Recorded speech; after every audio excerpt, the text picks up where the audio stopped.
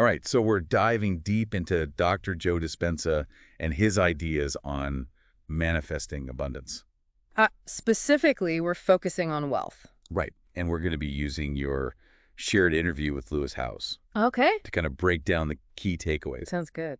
So Dispenza's work with neuroscience and quantum physics is super interesting, but what's really important here is how he connects those to personal transformation. Yeah, yeah. It's not just theories, right? Right. It's like a roadmap to a life of abundance.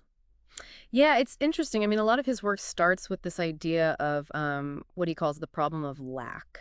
Right, yeah. Which I think we can all kind of relate to. Yeah. This feeling of like not having enough, Mm-hmm. whether it's not enough money or not enough time. Yeah, not enough resources. Not enough resources, right. Mm-hmm. And what's really interesting is that he says that this actually becomes a self-fulfilling prophecy. Oh, wow. Yeah, he uses this great analogy. It's like stepping on the gas pedal and the brake at the same time. Oh, I like that. You want abundance, but at the same time, you're feeling stressed and frustrated. Yeah. And that ultimately blocks you from achieving it. Yes, so it's like that inner conflict, right? Yeah. Of wanting it but not believing you can have it, so you're kind of holding yourself back.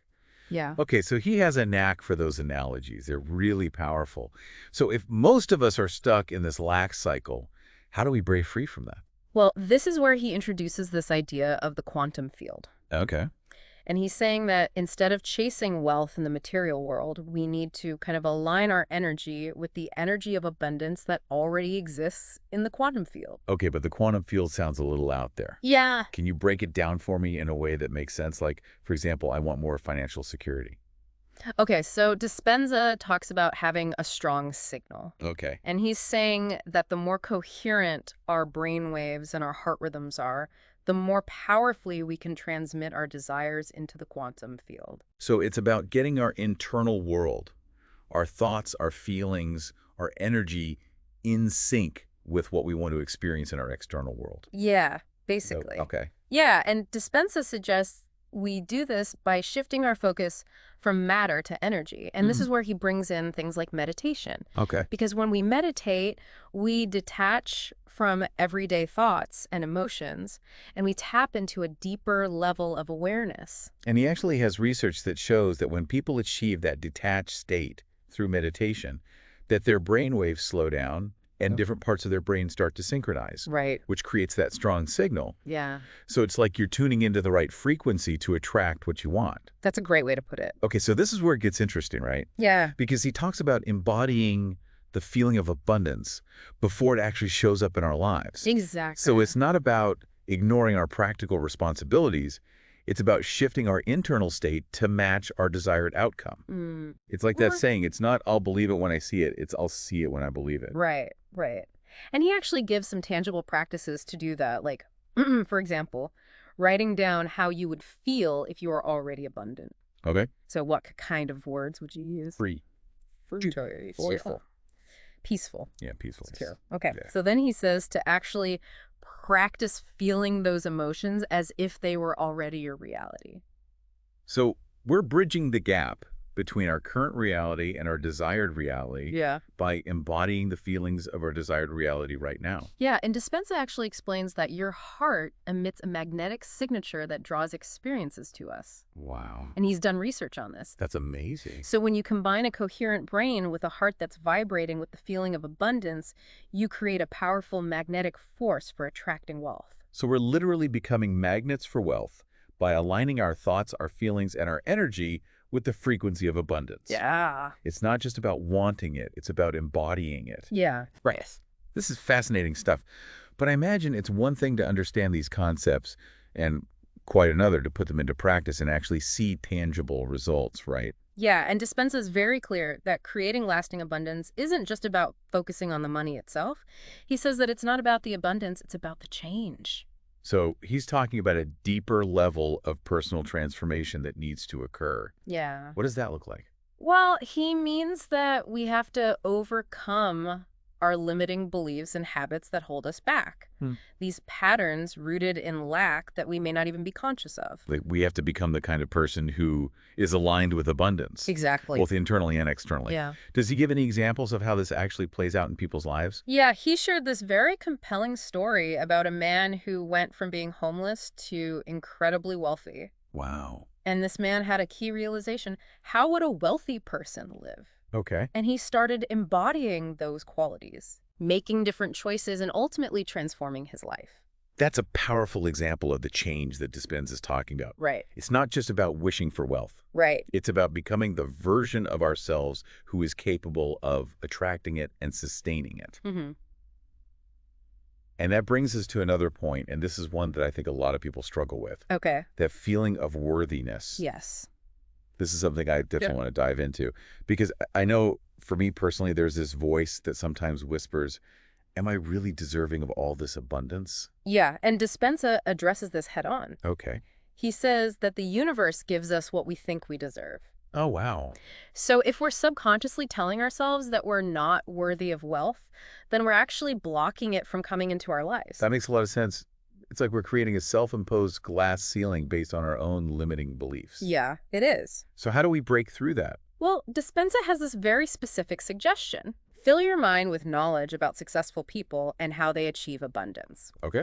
Read their stories, study their habits, immerse yourself in their world. So it's like rewiring our brains for success by learning from those who have already achieved it. Exactly. Okay. By exposing ourselves to those examples of people who have created wealth, we start to expand our sense of possibility. Right. And we shift our beliefs about what we deserve. Yeah. We begin to see that abundance isn't just reserved for a select few.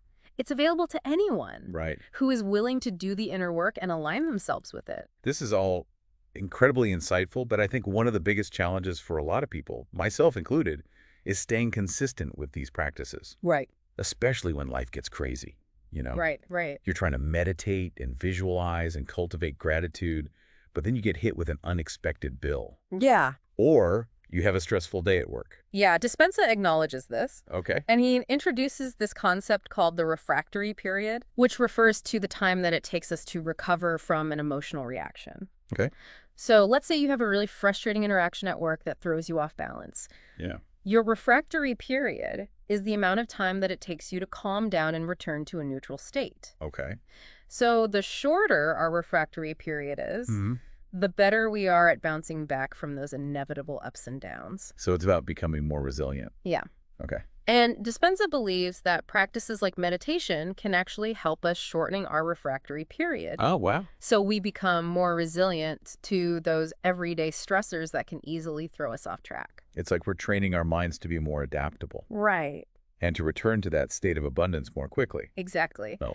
And here's another point that he makes that I think is really important. Okay. Many people get caught in this trap of waiting for abundance to arrive before they allow themselves to feel abundant. Yeah. They think, okay, once I have the money, then I'll feel secure and happy. Right. It's like that I'll be happy when kind of thinking. Yeah. But the reality is that happiness and abundance are internal states that we can cultivate, regardless of our external circumstances. Exactly. So it's about shifting from I'll believe it when I see it to I'll see it when I believe it. Yes. I love that. So instead of waiting for external validation, we need to create that feeling of abundance within ourselves first, and then the external manifestations will follow. Right. Okay, but how do we practically do that? Well, one of the most powerful practices that he suggests is to become more conscious of our thoughts and emotions and to make a deliberate effort to choose ones that are aligned with abundance. Okay, so instead of dwelling on what I don't have, we should focus on the abundance we want to create. Exactly. Okay. And this is where the practice of mental rehearsal comes in. Okay. He encourages us to vividly imagine ourselves living our ideal life, feeling the emotions of abundance as if it were already our reality. Because our brains don't know the difference between a real experience and a vividly imagined one. Oh, wow. So when we consistently practice mental rehearsal, we're essentially programming our subconscious minds for success. It's like we're creating a new blueprint for our reality by imprinting those images and feelings into our subconscious mind. Yeah. So if we combine that with a strong signal and a heart filled with the feeling of abundance, we're basically unstoppable. Right, that's the idea. Okay. And as we embody the feeling of abundance, our actions and behaviors start to align with that energy. And that draws us closer to our goals. Okay, all of this is starting to make sense. It's not just about wishing or hoping. It's about actively aligning our thoughts, our feelings, and our actions with the frequency of abundance. Right. But I think a big question for a lot of people, myself included, is how long does this take? Right. How long until I start seeing results? That's a very valid question. Right. Because it's easy to get excited about these concepts, but then we hit a snag in our finances or an unexpected bill pops up, and it's easy to fall back into that feeling of lack and doubt. Yeah. So how do we stay the course? How do we keep going when it feels like things aren't working? Dispenza reminds us that it's not about doing the meditations or visualizations once and expecting a miracle overnight. Right. It's about consistently showing up for ourselves, even when we don't feel like it, even when those doubts and fears creep in. So it's about sticking with it, even when our external reality seems to be telling us a different story. Exactly. It's about trusting the process and knowing that we are rewiring our brains and creating new neural pathways that support our desired future. So it's like building a mental muscle Yeah. that gets stronger with each repetition. Exactly. And as that muscle strengthens, we become less reactive to the ups and downs of life. And we're more able to maintain a consistent state of abundance. Okay, that's reassuring. It's not about being perfect, it's about progress. Exactly. And Dispenza reminds us that those setbacks or challenges that we inevitably face, they're often a sign that we're pushing against our old patterns and creating space for something new to emerge. So instead of seeing them as failures, we can view them as opportunities for growth. That's a much more empowering perspective. Yeah. And remember, it's not about denying or suppressing our emotions. It's about becoming aware of them, processing them in a healthy way, and then choosing to focus on thoughts and feelings that support our well-being. It's about taking control of our internal state rather than letting external circumstances dictate how we feel. Exactly. He talks about how when we experience strong negative emotions, we're essentially depleting our energy reserves. Oh, wow. We're contracting our electromagnetic field, which makes it harder to manifest what we want. It's like we're literally draining ourselves of the energy we need to create abundance. Exactly. But when we cultivate positive emotions, we expand our energy field and we become more magnetic to abundance. Like we're charging ourselves up with the energy of success. Yes, that's a great analogy. And remember, he also highlights the importance of community in this process of transformation. Oh, yeah. Yeah, he talks about how being surrounded by like-minded people who are also committed to creating abundance can amplify our energy Okay. and accelerate our results. He actually calls it collective consciousness. Yeah. And says that when we gather in groups and focus our attention on a shared vision, we create a powerful collective energy field that can literally change the fabric of reality. Yeah, and he's actually witnessed incredible healings. Wow. Breakthroughs and manifestations occur during his week-long events where people come together from all over the world Wow, that's amazing. to immerse themselves in these practices and support each other's transformation.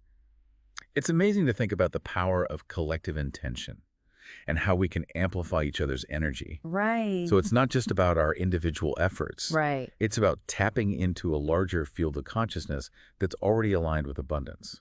Exactly. And Dispenza reminds us that we're not alone in this journey. Right. We can support each other, learn from each other, and create a more abundant world together. This is all so inspiring and gives me so much to think about. Yeah. But I have to ask, what about those times when we do everything right? Yeah. We meditate, we visualize, we cultivate gratitude, we surround ourselves with positive people. Right. And yet we still experience setbacks, losses, Yeah. or unexpected challenges. Yeah. How do we reconcile those moments with this idea of creating abundance? That's a great question, and it's one that Dispenza addresses directly in his work. Okay. He says that those challenges are inevitable. Okay. Life is going to throw us curveballs, and there will be times when we experience disappointment, frustration, or even grief. So it's not about avoiding those experiences altogether. Not at all. In fact, Dispenza believes that those challenges can be incredible opportunities for growth and transformation. Oh, okay. He says it's how we respond to those challenges that determines whether we stay stuck in the past. Or move forward into a more abundant future. So it's about how we choose to perceive and process those experiences. Exactly. He encourages us to see those challenges as a form of feedback, Okay. as opportunities to learn and evolve. He says if we're willing to look at those challenges with a discerning eye, we can often glean valuable insights that can help us make better choices in the future. So it's about shifting our perspective from, why is this happening to me, to, what can I learn from this? That's a powerful reframing. And he also emphasizes that those challenging experiences can actually help us strengthen our resilience and our commitment to our vision. Okay. He says when we come through those experiences with our hearts still open and our spirits still intact, we emerge stronger, wiser, and more capable of creating the life we truly desire. It's like we're forging ourselves in the fires of experience. Exactly. And he reminds us that we don't have to go through those challenges alone. We have the power to reach out for support, Yeah. whether it's from friends, family, a therapist, or a community of like-minded individuals. And he encourages us to remember that we are never truly broken, that even in our darkest moments, there is always a spark of hope and a possibility for renewal. He says that sometimes those challenging experiences are what we need to wake us up to our true potential and to ignite a fire within us to create a life that's even more extraordinary than we could have imagined. Yeah. It's about finding the gifts hidden within the challenges and using them as fuel for our growth and transformation. Exactly. And that brings us to another important point that Dispenza emphasizes. Okay. The importance of self-forgiveness. Yes. This resonates with me because I know for me, sometimes I can be my own worst critic, especially when I feel like I'm not living up to my own expectations or I'm not making progress as quickly as I'd like. Yeah. Dispenza encourages us to be gentle with ourselves. To acknowledge that we're human and that we're all works in progress. Yeah. He reminds us that every moment is a new opportunity to make a different choice and to realign ourselves with our vision. It's about releasing the guilt and shame and allowing ourselves to learn and grow from our mistakes. So it's not about striving for perfection. It's about embracing the journey with all its imperfections and knowing that we're always evolving and expanding. Exactly. And when we can do that, we free ourselves from the burden of the past and create space to step more fully into our power and create a future that's aligned with our highest potential. It's about embracing the journey with all its imperfections and trusting that we're always being guided toward our greatest good. So it's about approaching this whole process of personal transformation with compassion, patience, and maybe even a sense of humor. Absolutely. We're not striving for perfection. We're striving for progress. Right. And every step we take, no matter how small, is a victory worth celebrating. I love that. It's about celebrating the wins along the way and allowing ourselves to enjoy the ride. This is all so incredibly insightful and empowering, but I'm curious to hear more about what Dispenza has to say about the practical aspects of creating abundance. How do we actually translate these concepts into tangible results in our lives? That's a great question, and that's what we'll explore in more depth in the next part of our deep dive. Okay. We'll delve into Dispenza's insights on how to overcome limiting beliefs, how to cultivate a deeper sense of worthiness, and how to take aligned action to create the life we truly desire. So, welcome back. Okay. Last time we were talking about the problem of lack. Right. And, how we can shift our energy Yeah. to align with abundance, Yeah. especially with the quantum field. Right. Now let's get practical. Like, how do we manifest this abundance? Yeah, I'm ready to get really tangible. Okay, cool. One of the things that really struck me in the interview was how he talked about transforming those kind of negative emotions, like guilt or insecurity, into something positive. Yeah. It's almost like an alchemy of the mind. Right. It's moving from those denser emotions Okay. to higher frequencies, Okay. like joy, ecstasy, bliss even. Okay, but how do we actually do that? Right. It's easy to say, like, think positive. Right. But when you're dealing with financial stress, those negative thoughts feel pretty real. Yeah. This is where the practices like meditation become so powerful. Right. It's not about ignoring those difficult emotions. It's about learning to observe them without judgment, without getting swept away. And, his research shows that when we can achieve this, we can actually release those negative energies and create space for more positive ones. So it's about becoming aware of those negative emotions. Right. Processing them, and then intentionally shifting our energy to something that is more aligned with abundance. Yeah. I'm seeing a theme here with Dispenza. It's not just about thinking. Right. It's about feeling. Yes. Yeah. And he brings in the heart in a really interesting way. Okay. He explains that our heart is much more than just a pump. Yeah. It's a powerful electromagnetic generator that radiates our energy out into the world. Okay, so when we're feeling stressed or negative, that's affecting our heart's energy too. Yeah. So if we're radiating that low frequency energy, it's probably not attracting abundance. You got it. Okay. He's actually measured the heart's electromagnetic field extending several feet from the body. Wow.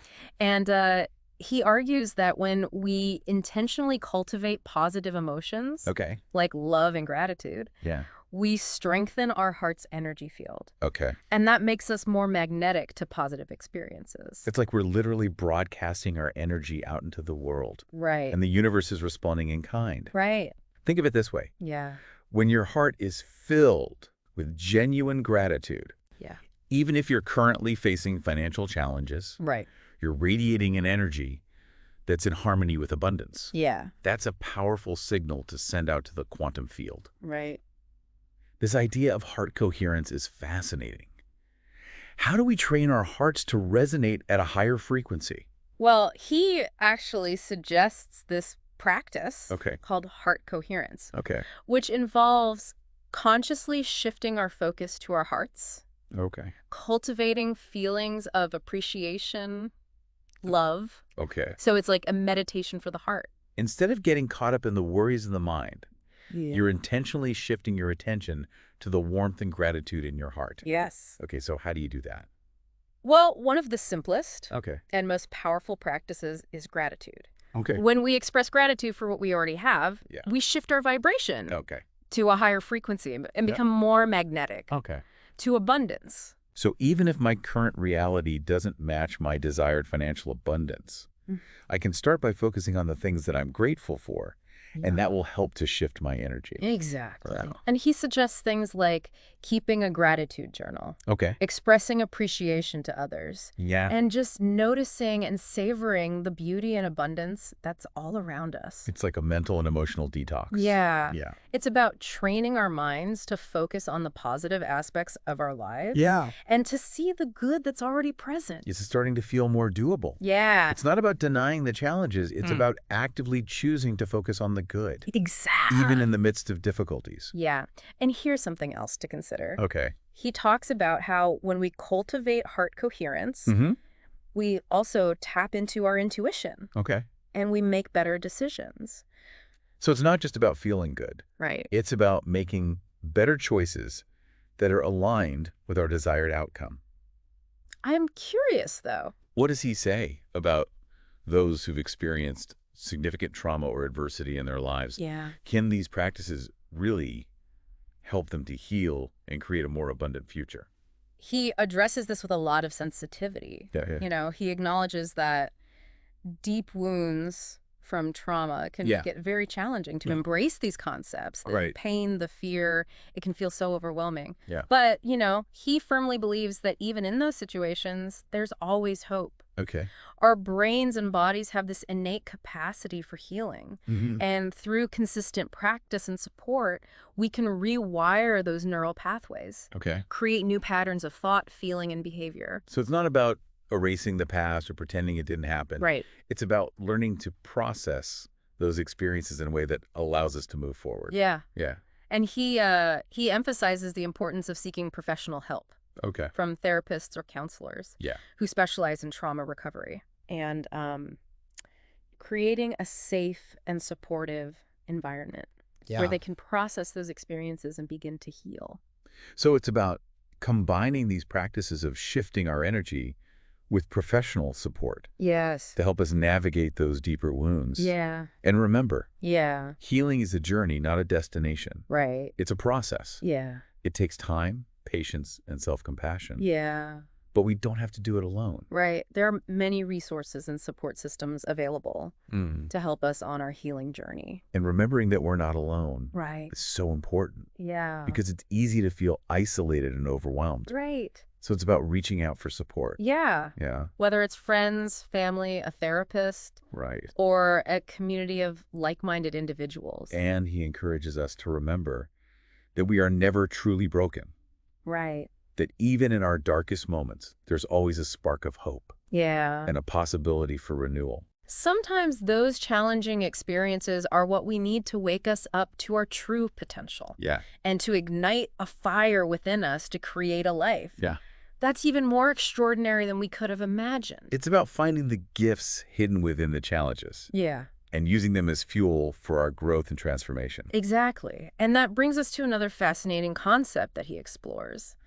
This idea that we can actually transfer these heavier emotions like guilt, shame, insecurity, Yeah.